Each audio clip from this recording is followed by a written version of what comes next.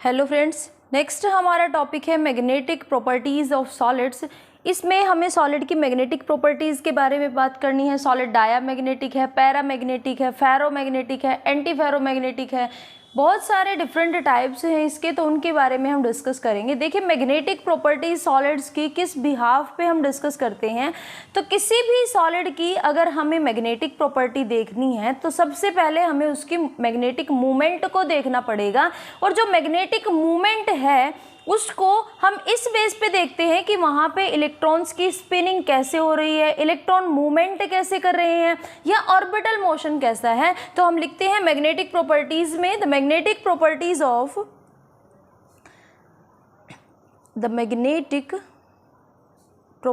Of different material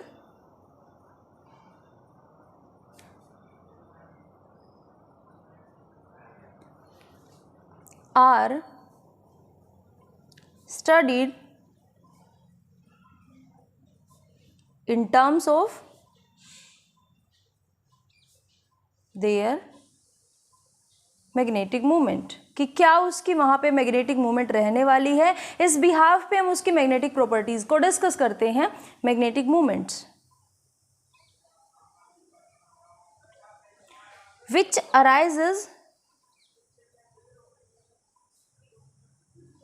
which arise due to the orbital motion and spinning motion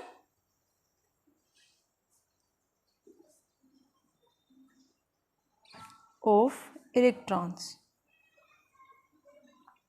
तो magnetic properties के behalf पे उसकी magnetic movement कैसी है, मैग्नेट से वो स्ट्रांगली अटैच्ड है, अट्रैक्टेड है, या रिपेल्ड है, तो इस बिहाफ पे हम उसको कैटेगराइज करते हैं। तो इसका फर्स्ट टाइप है हमारे पास डायामैग्नेटिक सब्सटेंसेस। फर्स्ट टाइप है डायामैग्नेटिक सब्सटेंसेस। थ्योरेटिकल पार्ट है ये थोड़ा सा। तो देखिए, डायामैग्नेटिक सब्सटेंसेस कौन से होते हैं, जब हमने वहाँ पे मैग्नेटिक फील्ड अप्लाई कराया है, एक्सटर्नल मैग्नेटिक फील्ड, तो अगर वहाँ पे जो इलेक्ट्रॉन्स हैं वो हमारे पास वीकली रिपेल्ड हो, यानी ना के बराबर ही रिपेल्ड हो, तो उसको बोलते हैं हम डायामैग्नेटिक सब्सटेंस। दूसरी इसकी एक दूसरी पहचान ये भी होती है कि यहाँ पे हमारे पास जो नंबर ऑफ अनपेयर्ड इलेक्ट्रॉन होते हैं वो 0 के बराबर होते हैं। इसका मतलब हमारे पास सारे के सारे जो इलेक्ट्रॉन्स होते हैं वो पेयर्ड होते हैं। तो देखिए, हम डायामैग्नेटिक में क्या लिखेंगे, substances which are weakly repelled, या तो वीकली होंगे या बिल्कुल होंगे ही नहीं, वो अट्रैक्टेड ही होते हैं, repelled by external magnetic field,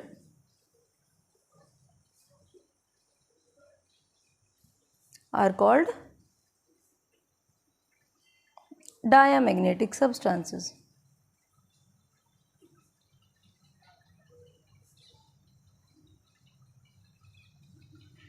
तो उसको बोलते हैं हम डायामैग्नेटिक सब्सटेंसेस। इसके एग्जाम्पल हो सकते हैं TiO2, या फिर H2O, या हो सकता है NaCl एटसेट्रा। नेक्स्ट हमने बोला था कि इसका एक दूसरी प्रॉपर्टी भी ये होती है कि यहाँ पे हमारे पास जो नंबर ऑफ अनपेयर्ड इलेक्ट्रॉन है वो 0 के बराबर होते हैं। इसका मतलब सारे के सारे पेयर्ड होते हैं, फुली फिल्ड ऑर्बिटल होते हैं। तो दूसरा हम लिखते हैं, it is shown bye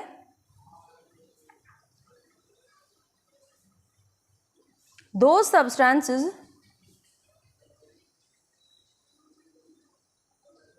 which contain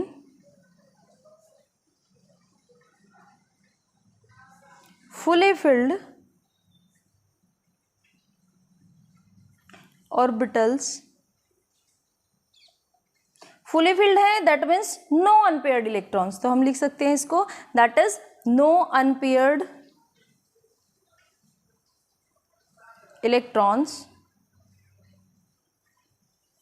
is present। Are present.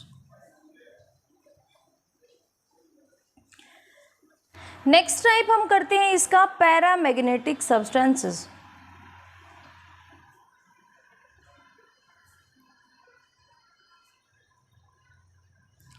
देखिए डायामैग्नेटिक में हमने देखा कि एक्सटर्नल फील्ड अगर हमने लगाया तो ये वीकली रिपेल्ड होते हैं। पैरामैग्नेटिक सब्सटेंसेस जो होते हैं अगर हम उसमें एक्सटर्नल मैग्नेटिक फील्ड अप्लाई कराते हैं तो ये अट्रैक्ट हो जाते हैं।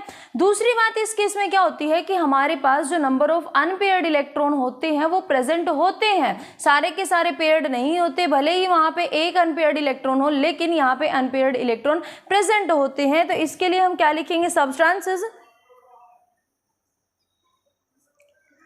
substances which are attracted by external magnetic field are called paramagnetic substances।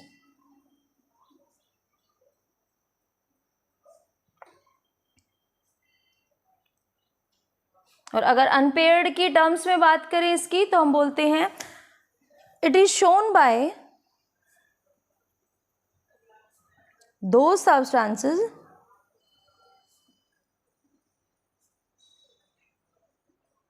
which contain partially filled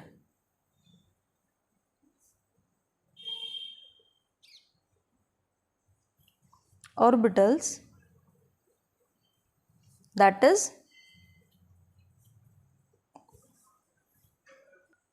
number of unpaired electron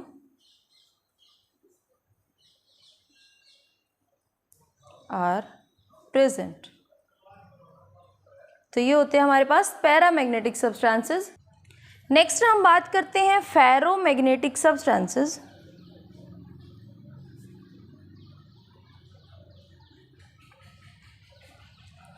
ferromagnetic substances वो वाले सब्सटेंस होते हैं जो हमारे पास एक्सटर्नल मैग्नेटिक फील्ड से बहुत स्ट्रांगली अट्रैक्टेड होते हैं। इवन अगर हम वहाँ से एक्सटर्नल फील्ड भी रिमूव कर देते हैं ना तो वे तब भी हमारे पास मैग्नेटिक बिहेवियर शो करते हैं। इसका मतलब वो जो होते हैं हमारे पास परमानेंट मैग्नेटिज्म होता है उनके अंदर। अगर हम मैग्नेटिक फील्ड को भी रिमूव कर देते हैं उसके बावजूद भी वो हमें मैग्नेटिक प्रॉपर्टीज शो करते हैं। तो लिखेंगे substances which show permanent magnetism even in the absence of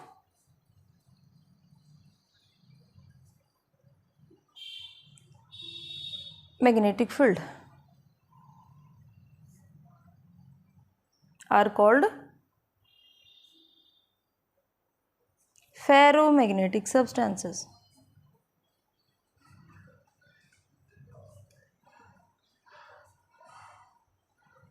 इसका एग्जाम्पल होता है for example iron, nickel, cobalt etcetera. Our fourth term is antiferro substances.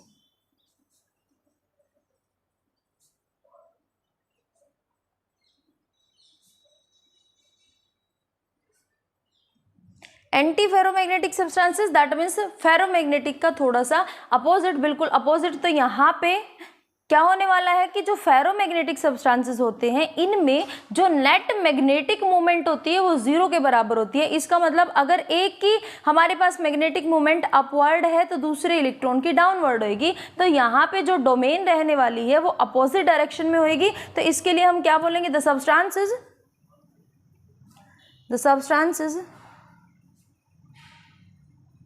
which have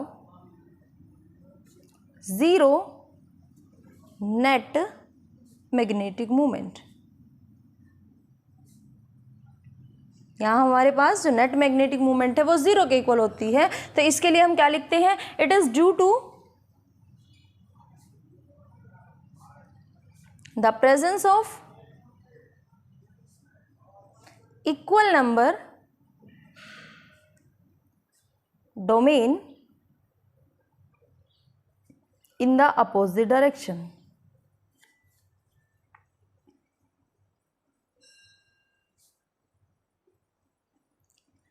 देखिए कैसे होगी अपोजिट डायरेक्शन में हमारे पास जीरो के equal.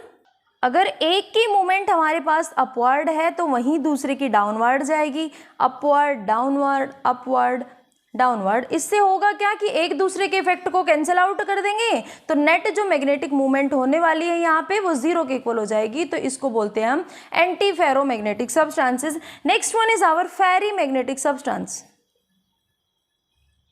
Pheri magnetic substances.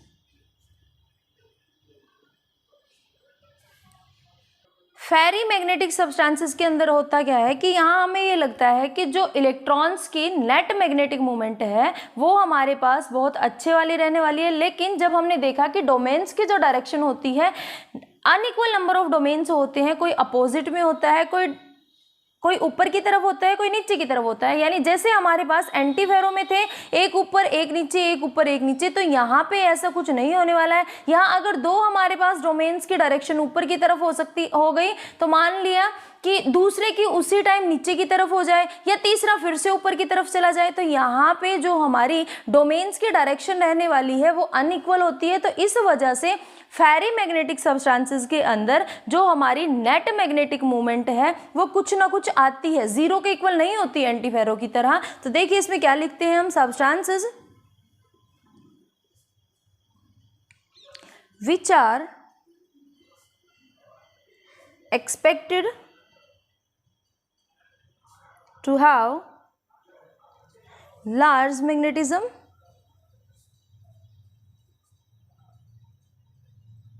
on the basis of magnetic moments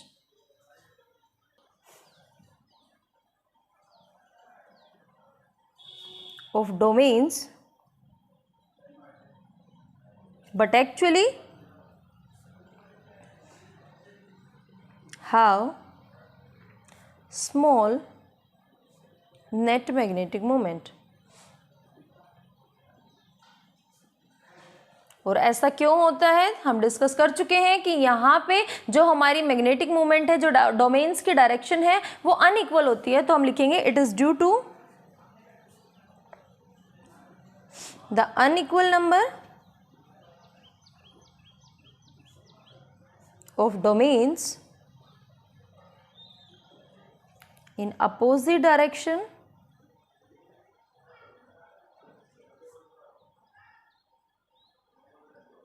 resulting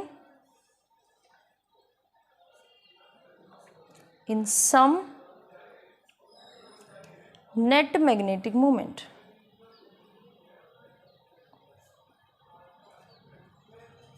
देखिए कैसे होगी यहाँ पे, अगर हमारे पास एक डोमेन की डायरेक्शन अपवर्ड है तो उसी टाइम हो सकता है दूसरे के नीचे हो, दो तीन की आगे ऊपर की तरफ हो जाए,